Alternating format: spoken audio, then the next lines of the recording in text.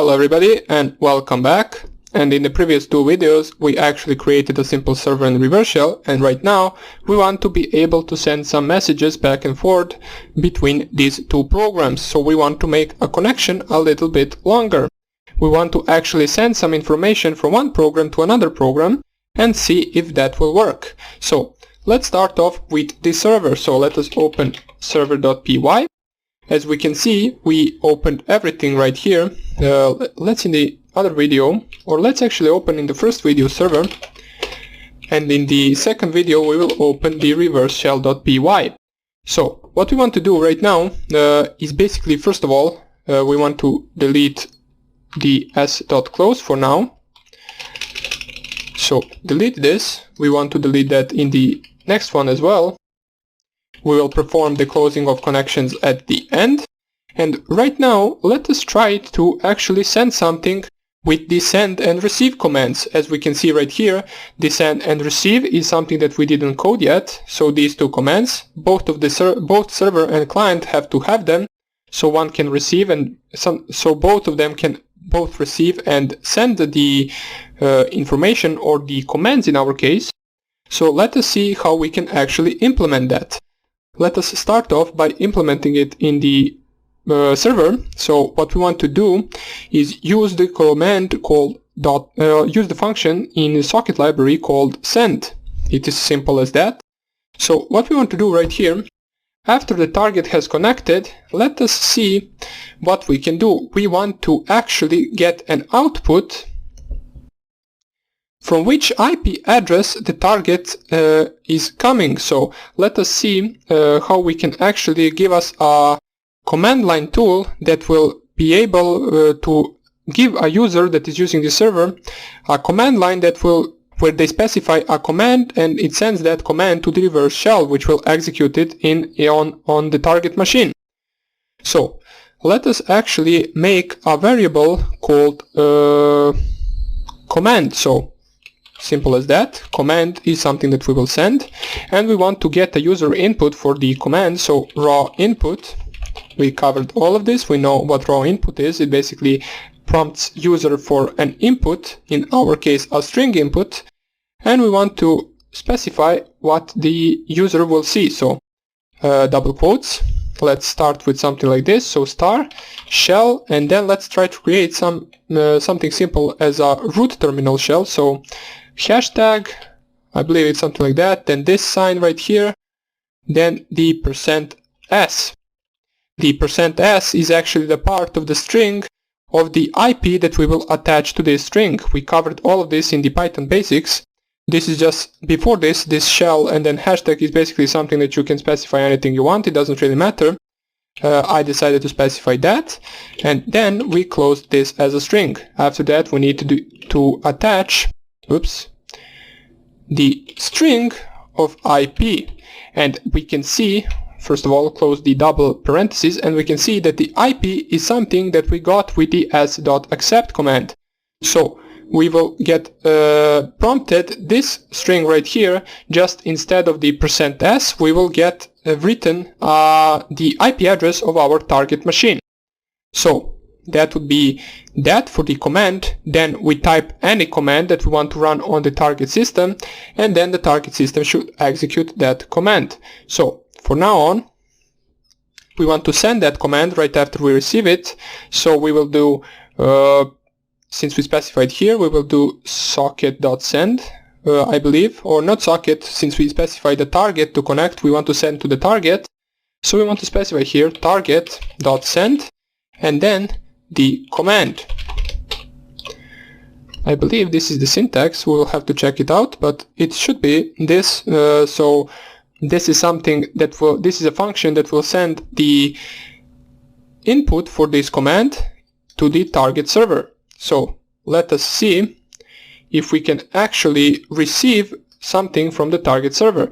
After we specify the send command option, we want to actually receive data from the target system. And how we do that?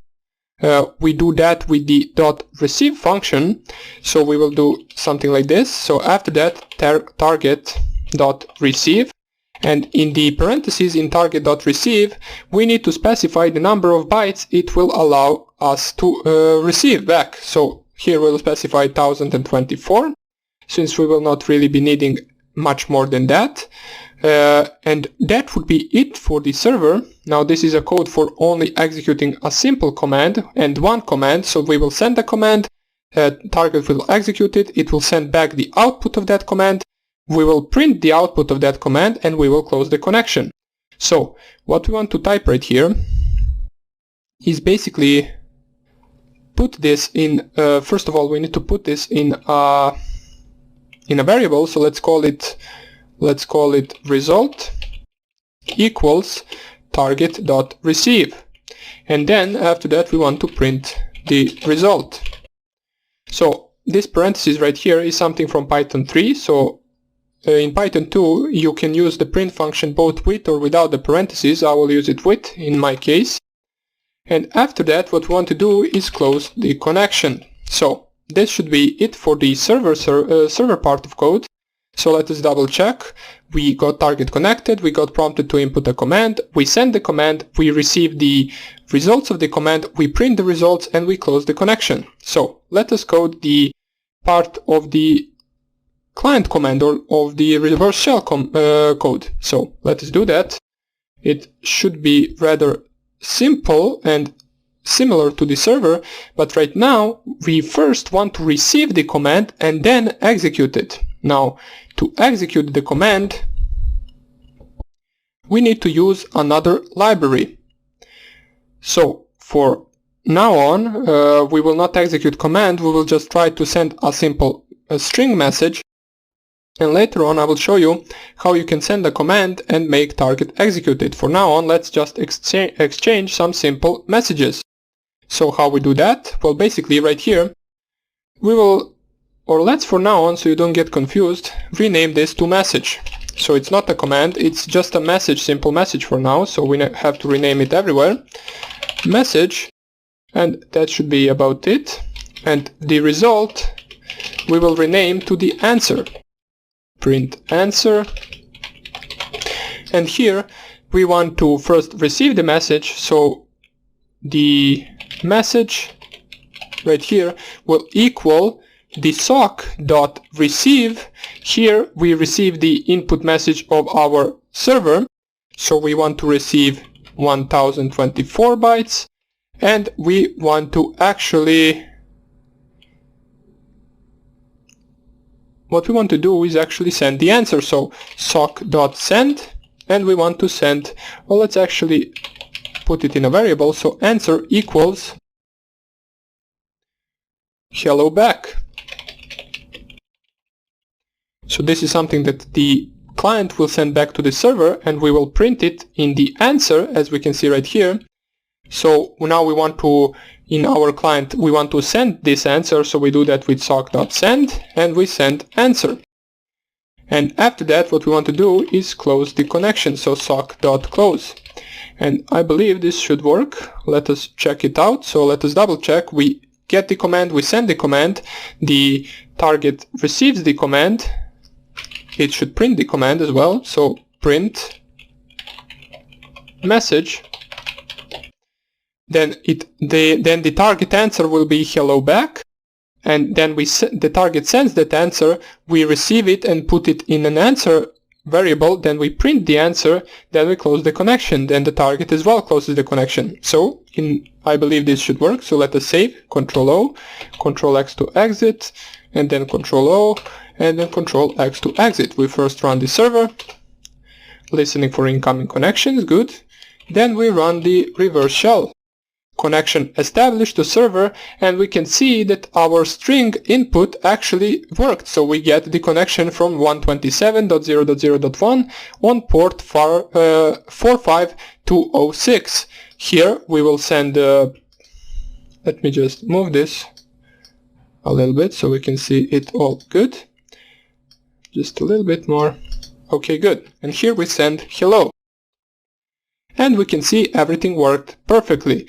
The shell, our server got an input of a message where we typed hello, we sent that message to the client, which printed that message in its terminal, and we can see it does match, so it is the same message. Then it sent the answer back, which we coded in the reverse shell, which was hello back, and we sent that to our server, which printed the answer in our terminal. And then they both terminated the connection afterwards. So we got hello back printed, and here we got hello printed. So that would be about it for this tutorial. We managed to send a simple message. We will try to make a code which will send infinite messages, or not infinite. We can send messages back and forth as long as we want, and then we will implement it to be commands that can be executed on target server, or on target machine.